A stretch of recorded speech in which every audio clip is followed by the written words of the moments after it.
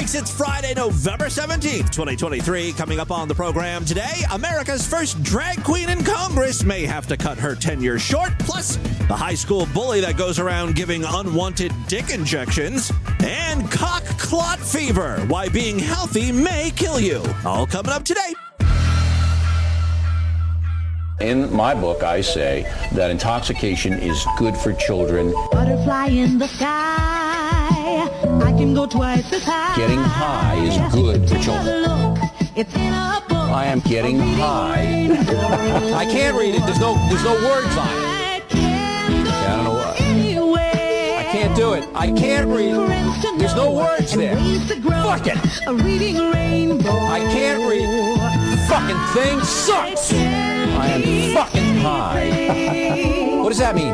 Take a look. It's in a Marijuana makes them feel happy. rainbow. This is a kid's book. Thanks again for watching. We'll leave you with Sting and a cut off his new album. Sting fucking sucks. It's the Distorted View Show with Tim Henson. Hi, Galileo 2333. I want to come while I eat your smelly, hairy, wet pussy. And I love the aftertaste of semen in my mouth. She is a fat cunt. Get it together! Yes! Tim Henson back here with you one more time as we end the week with the Friday show. Have a great one for you today, but we start with a tale of tragedy in my personal life. I fucked up big time. Oh boy, am I in the doghouse with Lord Douche.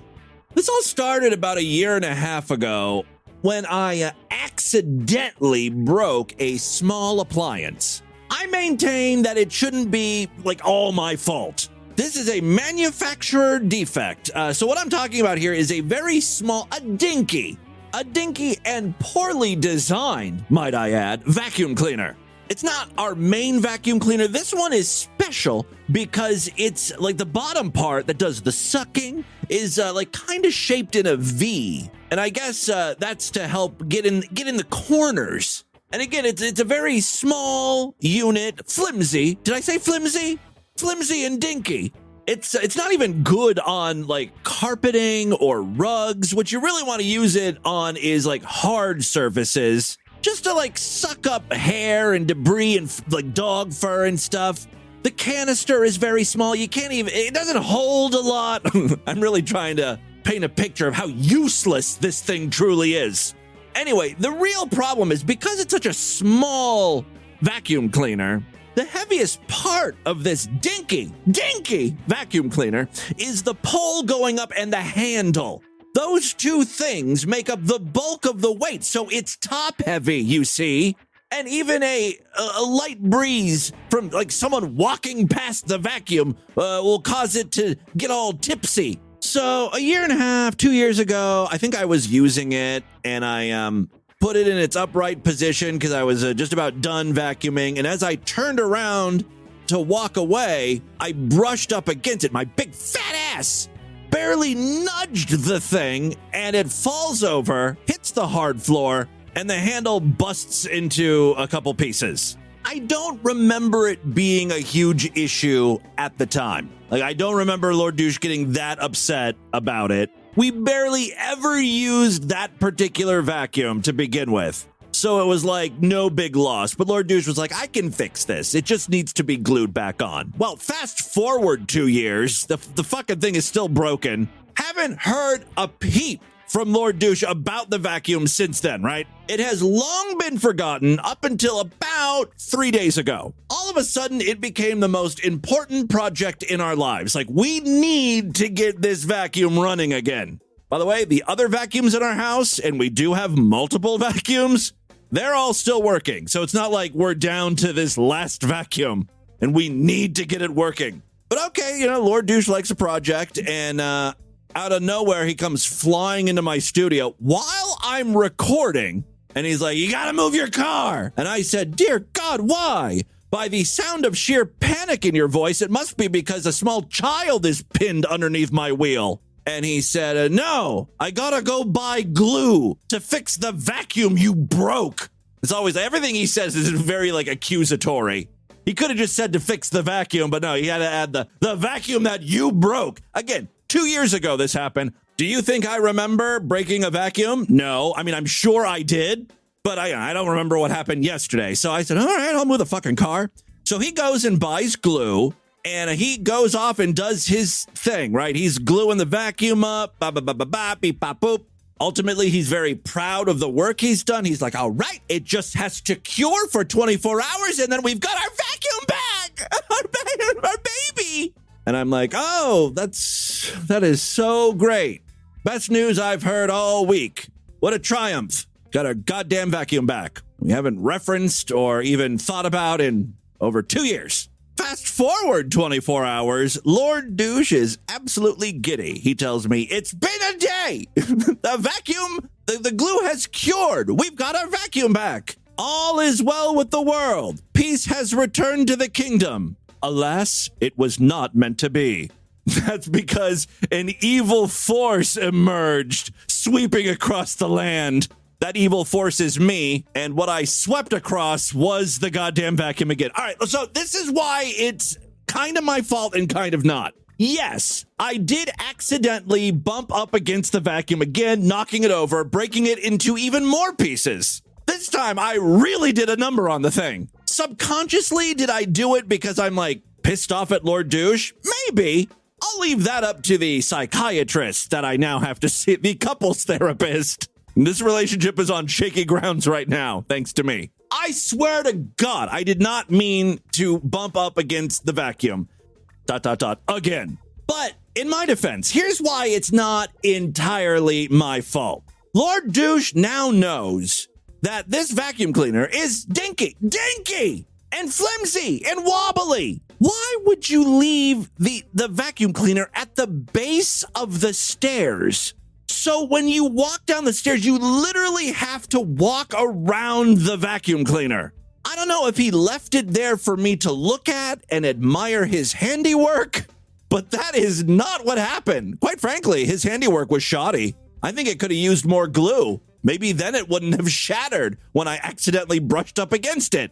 Should really try turning this around on Lord Douche. Yeah, this is kind of your fault, honestly. We'll see how that works out for me.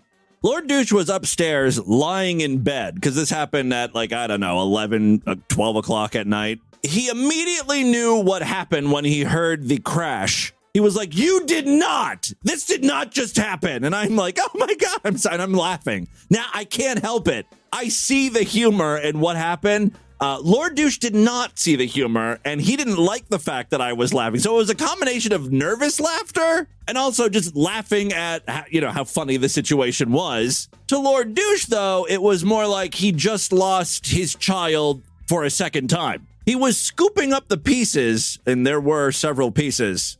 The first time I knocked that thing over, it was just one plastic piece that came flying off. This time, like an entire jigsaw puzzle. Anyway, so he's scooping up all the pieces. The large piece, the biggest piece that broke off was the entire handle and pole. You know, that whole long shaft that goes up the length of the vacuum cleaner. That snapped off completely. Lord Douche immediately realized, wow, that's like the perfect size to shove in your asshole. So he was like chasing me around the house, threatening to anally rape me with the vacuum cleaner I just broke. It was like a Benny Hill sketch because I'm like laughing, running around. It was quite the scene to behold. And I do feel bad that I did it. But on the flip side, this wouldn't have happened if the vacuum was placed in like the closet or a corner, someplace where, not a high traffic area, for Christ's sakes. So ultimately, you know how I've told you that sometimes Lord Douche gets a bit OCD and he kind of hyper focuses on something. Well, now it's this vacuum cleaner. It's all he can think about. When I finally got to bed and was allowed to be in the same bed as Lord Douche, for a while, it was touch and go. There was a lot of talk of me laying down and sleeping in the dog bed last night. Thankfully, it didn't come to that. But when I did finally lay down, I noticed Lord Douche was on his iPad. And I glanced at it, and of course, he was looking at vacuum repair shops. He's like, you are getting this vacuum fixed. And sure enough, this morning when I woke up, he's like, all right, here's what you got to do. You got to call Fairfield Vacuum Cleaner Repair, like whatever the name of the place is. And I'm like, dude, we bought this vacuum cleaner for $50 4 years ago. You can see it look at the chapter artwork. I found this goddamn thing. Maybe I'll make it the featured image over there at distortedview.com. It's Abyssal. It's the Power Edge Pet Hard Floor Vacuum. If any of you guys have one of these things that you could give me, that would be so great. Actually, what I would really love is if like 50 of you freaks could send me your vacuums. I would like to present Lord Douche with an entire Power Edge family. I'd like to position them in the foyer, so like when he opens the door, he's greeted to a sea of shitty vacuum cleaners. So that's what's been happening in the Henson household the past 24 hours. It's been quite an ordeal. You know, in my flummoxed state, right after I knocked it over and I'm like, oh my God, I'm so sorry. And he's like, ah! You know, he's freaking out. I'm like, the only thing I could think to say was, I'll pay for more glue. And that was the wrong thing to say. It did not help anything at all. All right, well, we'll see what happens today when Lord Douche comes home from work. Remind me to hide the knives before the end of the show. I'm in danger, girl. All right, listen, I do have a bunch of audio I want to share with you today. First up, it's been a while since we've discussed Dhar Mann. I can't watch these videos anymore. I mean, you know, I lose my mind every time we feature him.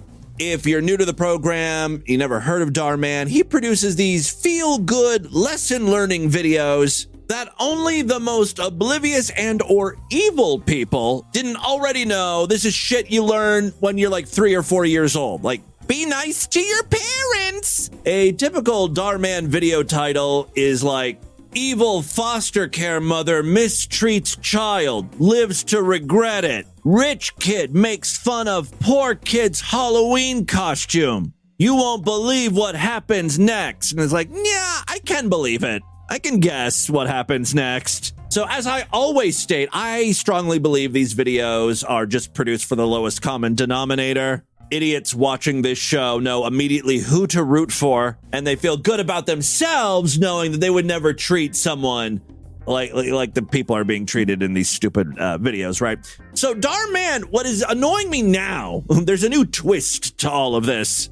I'll give the guy credit. He's very successful on YouTube. He has nearly 20 million subscribers. And I think the success has gone to his head. Because now in these videos, sometimes there's like meta elements to it. Even though these are scripted dramas, Dhar Mann will be referenced. Like one of the characters will be mean to a poor girl. And then the father who's consoling the poor girl is like, hey, remember that Dhar Mann video we once watched? What did we learn? Sometimes people are mean because they're dealing with their own trauma. Yeah, I remember that Dhar Mann video. He makes great content. Like, bitch, really? People are already watching your shit, right? Like, you don't need to promote yourself in your own videos. Also, when you think about like how quote unquote wholesome his channel is, YouTube loves this shit. So he must be raking in tons of money through his partnership, right? Through revenue and ad sharing and all that crap. Still, that's not good enough for Dhar Mann. Take a look at this ridiculous ad placement. It's almost 5. You ready to watch Dhar Mann? Mom, I'm playing my favorite fantasy role-playing game, Honkai Star Rail. It's out on the PS5 now. And you can keep playing when the episode's done. Meanwhile, the kid keeps playing. Mom, Honkai Star Rail just released version 1.5 with dope new characters like Argency, with the classy armor and cool spear. I mean, it's just a full-on advertisement for some shitty mobile turn PS5 game with obvious in-app purchases. Now, a typical mother would be like, turn off the fucking video games. I told you already. But this mom's like, well, honey, why are you playing so much? I want to learn more. It restores her allies' health. Honey, you've been playing this game for over a week. I can explain. You see, I had to keep playing. When you log in for 7 days, you get 10 free Star Rail special passes, which you can use to pull these sick new characters. Yes. Which are only available for a limited time. Plus, if you use a special Dhar Mann code, you can redeem 50 Stellar Jades. I mean, this is all shit that would normally cost money, right?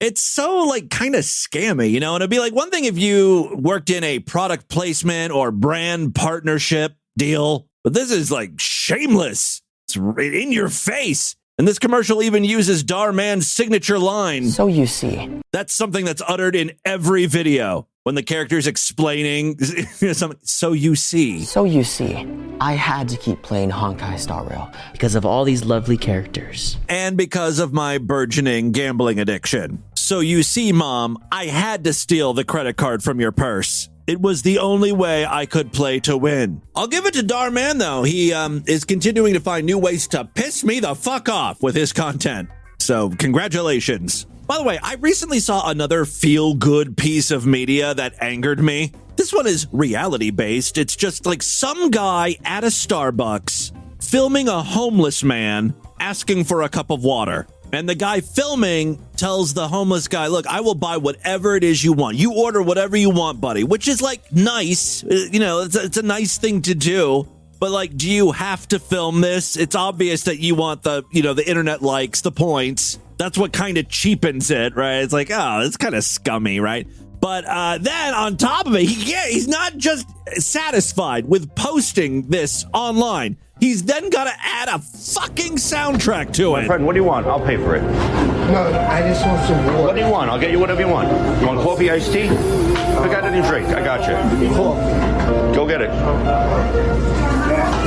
Yeah, I got you. I'm going to buy you the coffee. This is going to turn the homeless guy's life around, right? So why not add Mariah Carey's Hero to the fucking video, right? That's the soundtrack to this nice moment. Get him whatever he wants. You want anything to eat? Fuck you. Fuck you. Fuck the homeless guy?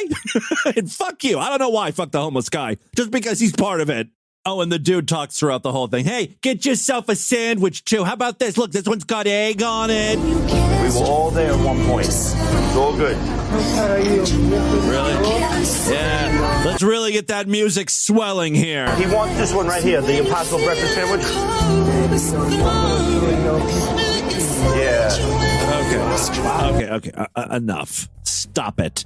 I don't care if this video was reposted by someone else and they added the music. Anyone involved needs to be ashamed of themselves. You have angered and disappointed me. You know what you all need to do. Why don't you just kill yourself? Just saying. Moving on, what is with religious people lately? I'm not talking about Muslims or Jews. I'm talking about Christians who seem to be very invested in this conflict. They're really using this opportunity to air a lot of their grievances. Israel should make the Gaza Strip a parking lot by this time next week. I love Christians' brand of compassion. You know, when you're not dealing with a nut job, most people on both sides of the issue, people who tend to support Palestine or tend to support Israel or whatever, they're all kind of very careful with what they say. A lot of times they'll be like, look, I'm Jewish, but we need to make a distinction here between Palestinians and Hamas. Hamas are the bad guys. Or like, Palestinians will be like, it's not, Israelis, it's their government that's, people, on both sides realize that innocent folks are dying. Not Pastor Greg Locke, though. He's like, level the whole fucking place. Decimate it.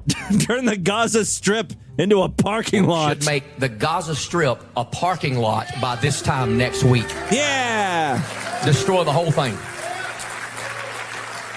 And anybody that's going to support this Hamas nonsense. Okay, Hamas bad. We're all on the same page there. What's nice is, obviously, Greg Locke is very pro-Israel. You know who else is very pro-Israel? Joe Biden. From the very beginning, he's like, we stand with Israel. That's even angering members of his own party. Like far-left people just recently were protesting outside of the Democratic headquarters. So despite their many differences, this is one issue where Pastor Greg Locke and Biden seem to see eye to eye, right? Joe Biden ought to be tried for treason. All right. Apparently not. It's like no matter what Greg Locke is talking about, he somehow has to work in that Joe Biden needs to be impeached or tried for treason. Now, I get it. Obama's the real president behind him anyhow, and so he's the one that ought to be tried for treason. Still going after Obama, who hasn't been president since 2017. So I hope Netanyahu's a leader and he just mows the whole thing down by this time next week. If you think all this open border stuff is not an opportunity for a bunch of Hamas sleeper cells to come into this nation right now. Oh, we got southern border. It really is a greatest hits for Greg Locke. Start killing innocent men, women, and children. You have lost. We've gone from the conflict in the Middle East to impeach Biden, arrest Obama on treason, and members of Hamas are sneaking into the United States because of the open borders in Mexico. I'm sick of all these Christians saying we ought to have peace with Islam. Islam is a satanic death cult, and they would cut your head off before I said amen in this sermon if they had a chance to. You better hope Hamas doesn't come up through Mexico. Saying shit like that's going to make you enemy number one. What they ought to do is evacuate up there on the hill and get a great big missile and blow that wicked Dome of the Rock plumb off of the spot where it's standing right now so we can get that third temple rebuilt and usher in the coming of Jesus. That's the real reason Greg Locke is supporting Israel. He thinks this is all going to usher in the second coming of Christ. Good luck. We'll see what happens. I'm not sure what the traffic and parking situation is like in the Middle East. Maybe Greg's just being practical here, and a giant Gaza Strip-sized parking lot is exactly what those people need. Maybe that's why everyone's so angry over there. You know, road rage and such. Traffic does make people nuts. All right, real quick before we get into the news today, I've got an altercation at a Burger King restaurant, which is nothing unusual here on TV. There's been a lot of fast food fights featured. This one's a little bit different, though, because it's not between a customer and an employee. This fight is between a manager and the employee. I want you to go home. I don't care if I have to be here till 12. Stop trying to clock back in. I want you to clock out and leave the store. She wants to work, which is so bizarre. That's a foreign concept in the fast food industry. Most places are dealing with staffing shortages. It's always a coin toss whether, you pull up to the drive-thru and anyone's going to be there, at least here in Cincinnati. What you gonna do about that? Huh? What you gonna do about that? I'm gonna call Miss Cheryl and tell her to get you the fuck out of here. I'm gonna call Miss Cheryl myself. Like, stop playing with me. You being ignorant. Oh, no. You must get some potted. Oh my God, man. For real, like, stop playing with me on the cool. Because you don't even supposed to be here, my nigga. All the money you just sold, like, stop fucking playing. Oh my God, what you fucking talking about? Oh my God, girl, just get the fuck. Oh my God. I should point out that the manager is white. I'm not. What you gonna do? I'm not. No, okay. I don't know if he normally talks like that or if he's putting on this voice when he speaks to his African-American employees, which is just racist, sir. Yeah, you're not getting any hours. I'm not worried about no hours. You ain't gonna make me leave. This is my second job. Y'all motherfuckers sleep me. If you want to be technical, like, don't play with me because I will do whatever to your bitch ass and leave. Okay, well, just go. Just go, man. I feel like once you tell your boss he has a bitch ass or is a bitch ass, that's grounds for firing right there. No, he will, so stop him. I don't care if he will or not, girl. On one hand, you gotta respect her desire to want to work. She has amazing work ethic, but, your boss is telling you you're not needed. Your shift is over. I want you to leave and I want you to leave now. That's the whole point. What you gonna do if I know? Nothing. Well, you off the clock anyway. I can clock back in. You ain't gonna do shit. You ain't gonna clock back in, girl. You ain't gonna clock back in, girl. That's when he begins to chase her because I think she's running to a cash register to clock back in. My girl here is going to get her hours. You can go home right now. Hello? I ain't gonna deal with it. I can sort of see why the employees don't respect that manager. He's a little whiny. You gotta be a bit more authoritative. Bitch, get your shit and leave! Yo, motherfucking shift is over! Oh, I would be a great boss at Burger King. Crew Chief of the Year. Right. Hey, come get me before I slap the shit out of her. Like, he really trying to show out my nigga. He know the real. Like, stop fucking playing with me. Yeah, I think she's on the phone with someone to come pick her up. At this point, she accuses the manager of being a drug addict, I think. That's how dope fiend ass manager. That what the fuck you is, a dope fiend ass manager. Ain't nobody no dope fiend ass manager. If you do powder, what you is? I don't do nothing, man. Stop lying. What? I don't do nothing, man. I done sold you some last weekend. I mean, come on. We all work at Burger King. Chances are every single person here does something. One thing that's not happening, though, is none of the employees are taking any orders. Work has really crawled to a standstill. want to get on the clock and go home, so you can go home. I'm waiting on my ride, like I said. Get your stupid ass on. Oh, I think her argument is like, look, if I have to be here, I'm gonna get paid for it. So while I'm waiting for my ride, I'm on the clock. See, I would not stand for that either. Like, it's not my fault you don't have a car to leave. The lobby, no, man. I'm not. You can wait in the lobby. You off the clock, you can wait in the lobby. No, what you gonna do? But I can't do nothing about it. It's at this point the manager realizes that he's being filmed by a customer, I guess. Why are you recording this? Nah, because it's my phone. This is a public place. Sir, this is a public place. There's no still or video photography in here. Dude, the fact that this is all caught on video, it's only helping you. Be grateful he's filming. You might already got it. Just say no video, no. Sir, can you put that down? That's pretty much where the video ends. Just another Mensa meeting being conducted at the local Burger King. And with that, let's get into the crazy, bizarre twist to the fact of news right now.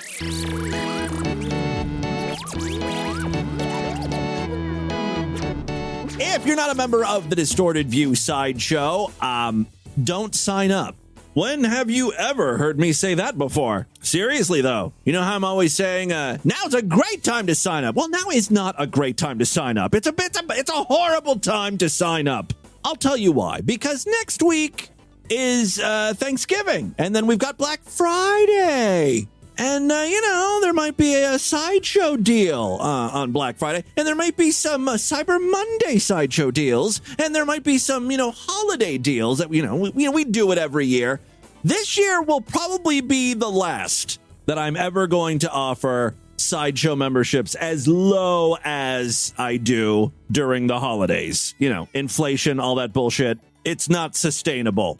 You know that, I know that. Things suck. One more reason Biden should be tried for treason. Anyway, next week, that's when you want to sign up for the Sideshow. There will never be a better time. Lock in those prices. You know what happens when you sign up. You get all those exclusive shows we do throughout the week. Next year, instead of doing 2 Sideshow exclusive episodes a week, we're upping that to 3.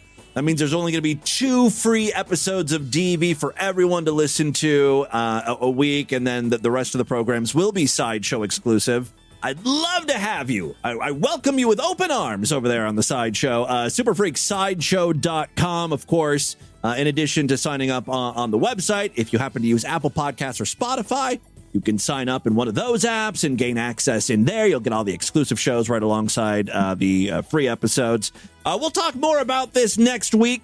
If you would like to support the show now, though, and I would really appreciate it, patreon.com/distortedview. You can pledge as little as $1 over there. Every little bit helps.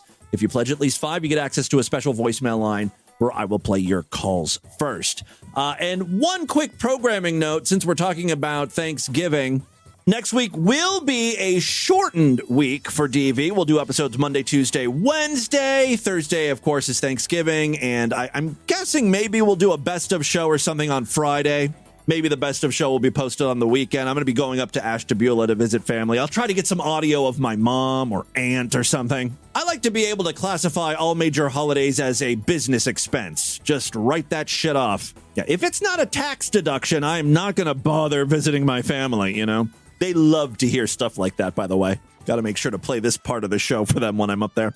All right, listen, 3 very quick stories, then we'll get the hell out of here. First up, we have to talk about George Santos. If you live in another country, I don't blame you if you don't recognize that name. But if I said drag queen in Congress, does that ring up? Does that help you out? He's that representative who has just been caught lying over and over and over. My favorite lie was not the drag queen thing, but the Jewish thing. He was going around trying to convince people he was Jewish, and then when news reports started to surface that he was not, in fact, Jewish, he said, no. Well, what I said was Jewish. I'm Jew-ish. I'm Jew-like. In many ways, I'm Jewy. I knew, though, when those drag queen pictures came out, ultimately it was not going to end well for George Santos. He lasted longer than I thought, but I think the end may be near. The scathing House Ethics Committee report on embattled Representative George Santos alleges he was a cash-strapped candidate who used campaign contributions to live a life of luxury. He's one of those kind of queens, as opposed to the type of homosexual I am, who's just comfortable slumming it. I'm a poverty fag. I grew up white trash, spending my youth in trailer parks and playing in toxic waste dumps. Just because I suck dick now doesn't mean all of a sudden I acquire taste and elegance. No. Anyway, he apparently spent donors' money on trips to casinos, shopping at high-end retailers, and even Botox treatments. He also spent donor money on OnlyFans payments. Santos was horny. Representative Santos was frequently in debt, had an abysmal credit score, and relied on an ever-growing wallet of high-interest credit cards to fund his luxury spending habits.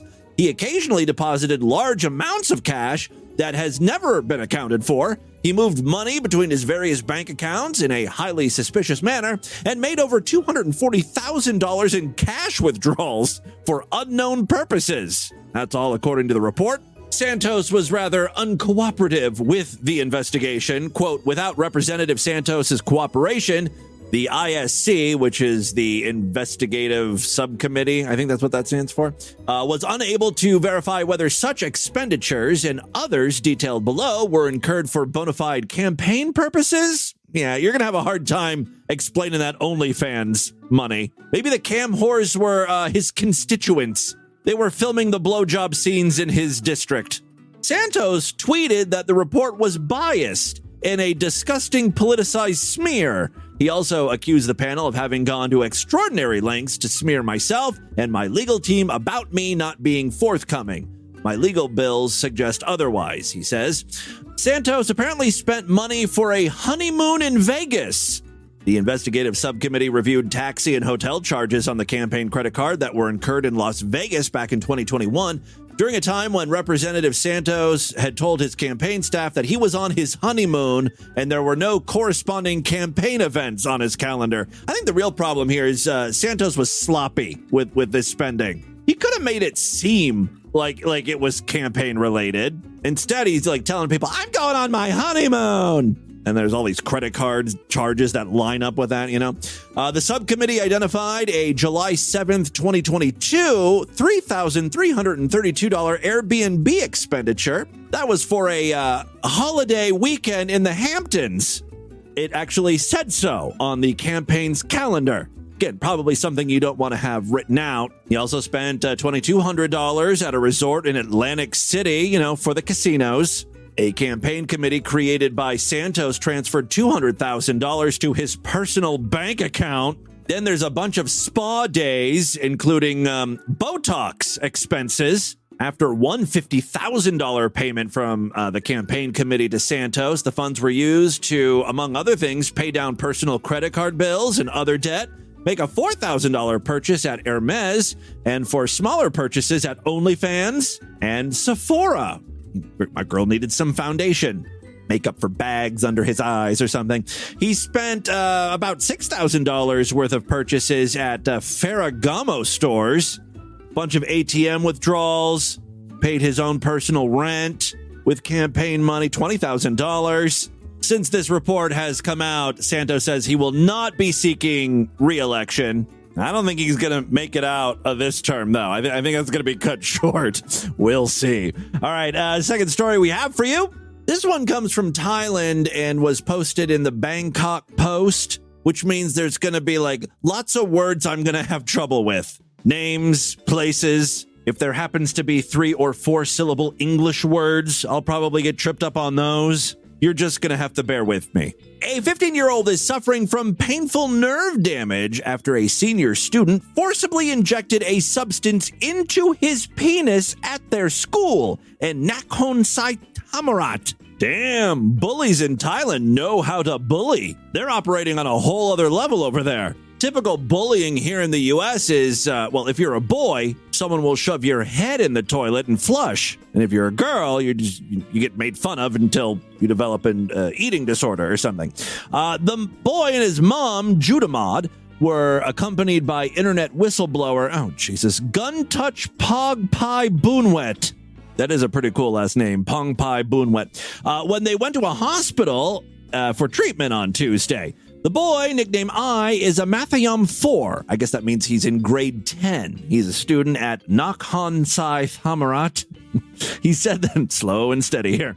He said that on August 1st, a senior student had forced him into the school toilet cubicle, and then, instead of shoving his head in a toilet, he used a syringe to inject some sort of substance into his penis. Are we sure this was bullying and he wasn't just trying to help this boy out? Hey, notice you have a particularly small penis. Here's a little something that'll plump that thing up. Cock filler, you know. You'll thank me later. By the way, in other cock-related news, if you're not Sideshow members, you really should sign up. Yesterday on the program, we played audio of our boy Tamir revealing more information. We recently learned that he was living in Israel.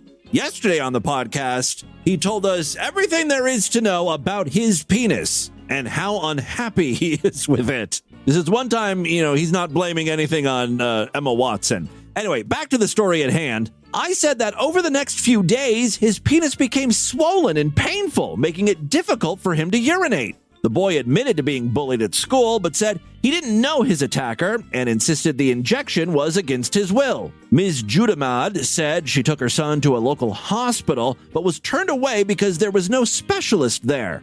Her son was referred to another hospital for treatment when his condition did not improve. Ms. Judeman said that she filed a complaint with police, but weeks later, they appeared to have made little headway in the case. Someone from the school had visited the boy at home and offered a gift basket along with 1,000 baht in cash as compensation. I mean, if the boy recovered, right, if his cock didn't fall off, $1,000 is something, But it wasn't $1,000. It was 1,000 bahts. What's 1,000 bahts? In U.S. currency? $28.47. You couldn't even purchase one single featured dish during Lobster Fest at Red Lobster with that kind of money. Get the fuck out of here with your 1,000 bahts. I'm not sure why I have Red Lobster on my mind. I guess because I always have Red Lobster on my mind. It's just an insult. 1,000 bahts. According to Mr. Guntouch, the senior student took a video of himself committing the assault. How is it that police weren't able to help at all? Now we can't seem to crack this case. Meanwhile, the damn kid with the syringe poking other people's penises videotaped himself doing it. Good Lord, the senior student took a video of himself committing the assault and shared it with friends at the school. This added to the boy's humiliation. A doctor at the hospital said some nerve tissue in the youth's penis had been permanently damaged and he needed complex treatment. Well, I hope he recovers swiftly. Speaking of penis injuries, final story we have for you today. You know I have and always will be a huge proponent of not working out. I don't think it's good for the body. Want proof?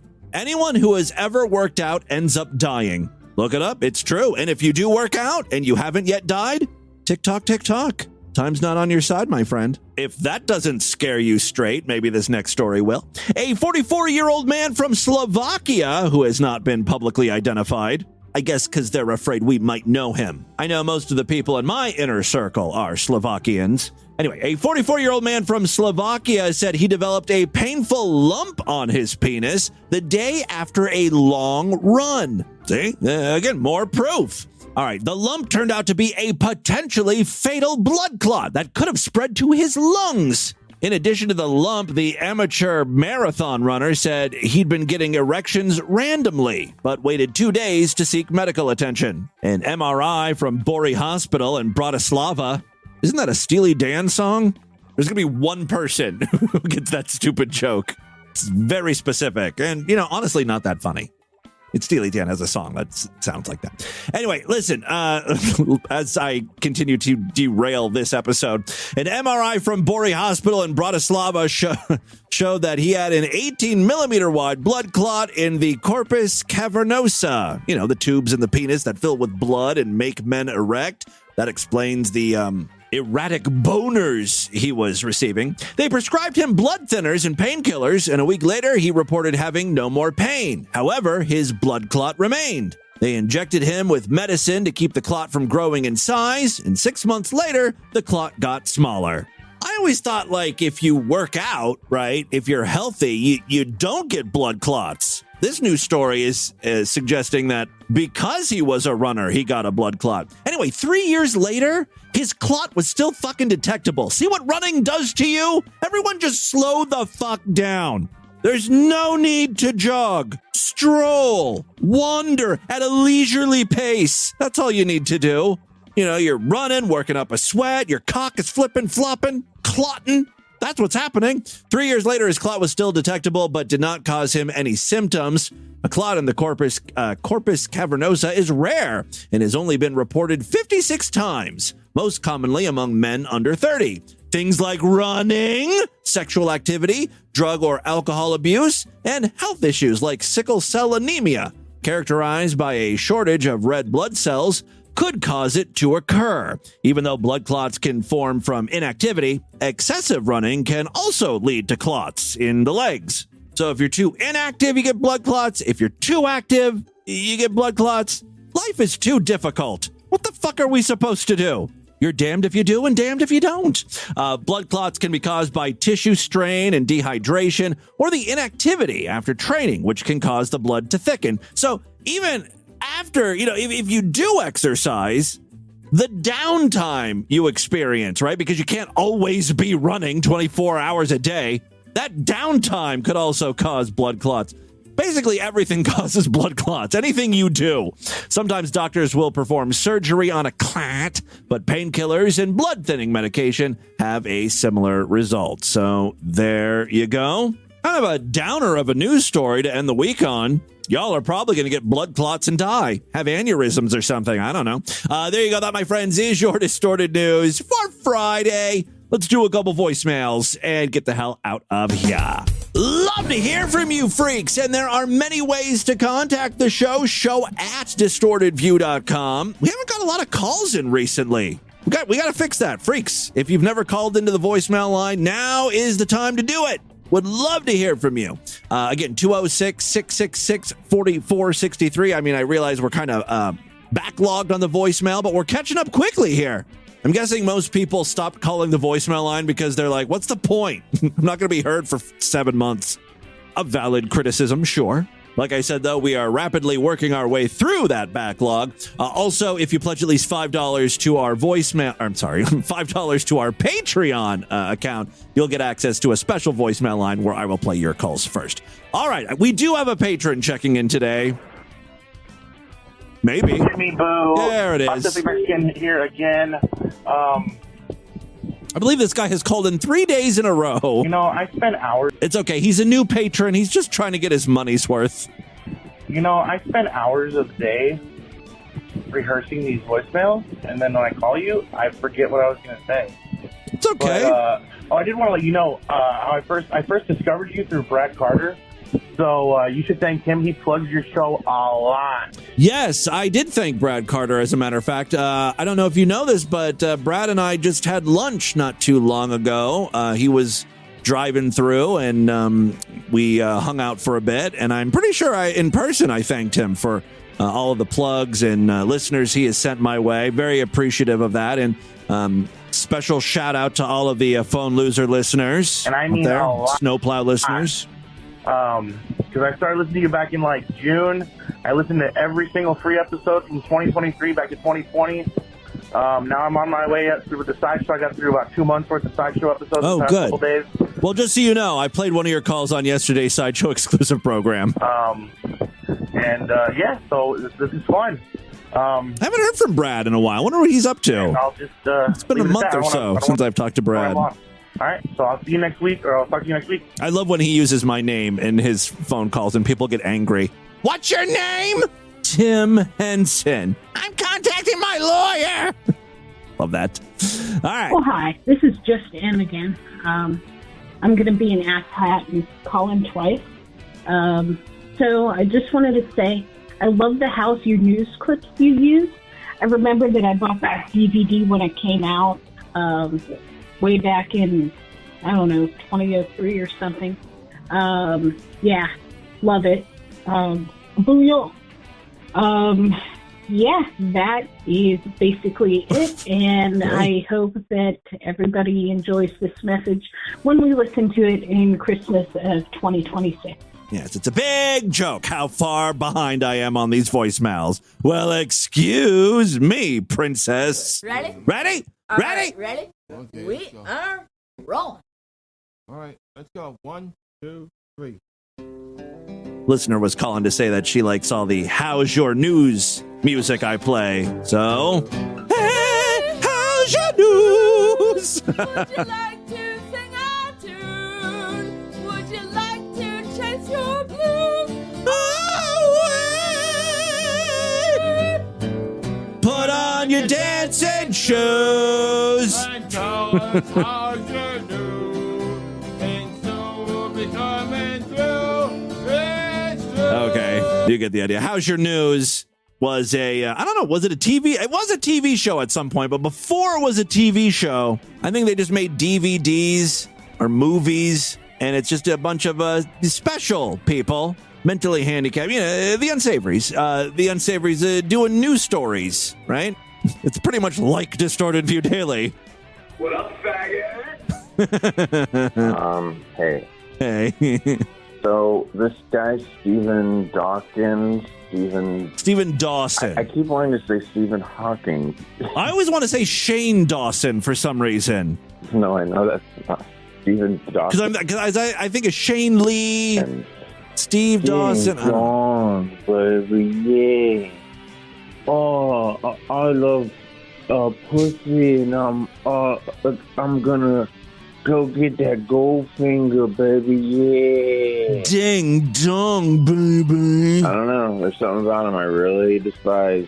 It's almost like to a point, when you listen to something or you listen to something enough and it starts to severely depress you, and it's completely subconscious. It's you can't discern why, but he's got a learning disability. He's difficulty, not a disability, really, a learning difficulty. I feel like humanity's coming to an end. I don't know. Well, I hate to do this to you, but I have a Steve Dawson clip here that we did not get around to playing, but now maybe I should. You listen to me, Kevin Baker. Yeah, he's upset with someone because they've been making fun of his cone-shaped head. Listen to me, Kevin Baker. You listen to me. You don't pick on me. Do you understand? And you stop calling me a cone head. Just because I shave my head and all that, I ain't got a cone in my head, see? You don't keep calling me that, okay? It's very conical. And it's not me. Oh, yeah, and then he also makes fun of Stephen Dawson for exposing his genitals and sending dick pics. And it's not me trying to add your wife and messaging her and sending pictures of this. It is not me doing that. It is not me. Someone used a picture of me and using my identity pretending to be me. Saying that I was trying to add your wife, which I'm not, which I didn't anyway, and messaging her and sending pictures of my willy, which I never would anyway. Look, see? He grabs his cock a lot in this video. See, I wouldn't do something like this. And then he grabs his penis. See, I wouldn't send my willy. And then he grabs his dick again. So you're not proving anything here, Steven. All right, well, there you go. That is all the time we have on this edition of the program. I want you guys to email me, show@distortedview.com. Distortedview.com is our official website. Voicemail line for you, 206-666-4463. That's 206-66. Oh, God, is it? Oh, God. Yeah, baby. Ding dong. Spread the distortion. STD, tell all your friends about the program. Don't forget to give us a 5-star rating, a thumbs up, or like wherever you can rate and review shows. Guys, thank you so much for a great week of programs. I'll be back on Monday to do it all over again. Until then, bye, everybody.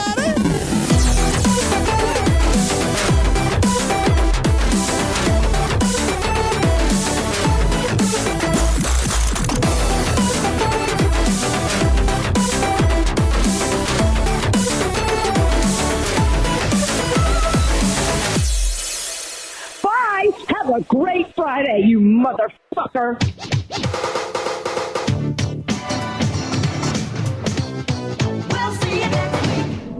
This has been another excellent podcast from the Scribe Media Group. Learn more at scribe.net.